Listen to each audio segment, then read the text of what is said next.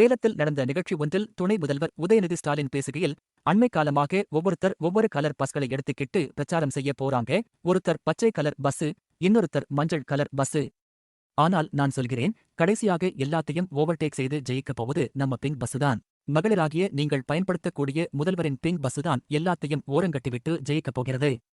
திராவிட model அரசு 2026ஆம் ஆண்டிலும் தொடர வாக்களியுங்கள் என உதயநிதி பேசியிருந்தார். பஞ்சாயத்து சொல்லுங்கப்பா.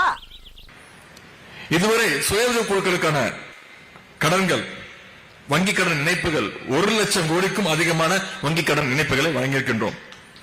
இதையெல்லாம் நம்முடைய முதலமைச்சர் அவர்கள் உங்களுக்கு கொடுக்கக்கூடிய கடன் தொகையாக பார்க்கவில்லை, உங்கள் உழைப்பின் மீது வைத்திருக்கக்கூடிய நம்பிக்கை தொகையாகத்தான் முதலமைச்சர் அவர்கள் பார்க்கிறார்.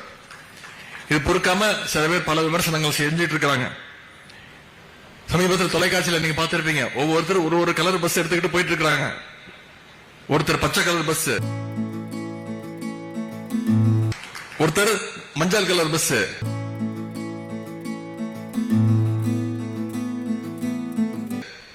ஆனா நான் சொல்றேன், கடைசியா எல்லாத்தையும் ஓவர்டேக் பண்ணி ஜெயிக்க போவது பிங்க் பஸ் தான். மகளிர் நீங்க யூஸ் பண்ண போற முதலமைச்சருடைய அந்த பஸ் தான். மத்த எல்லா பஸ்ஸையும் ஓரம் கட்டிட்டு அதுதான் ஜெயிக்க போகுது. வாங்கடா, எத்தனை பேர் இந்த மாதிரி கிளம்பிருக்கீங்க?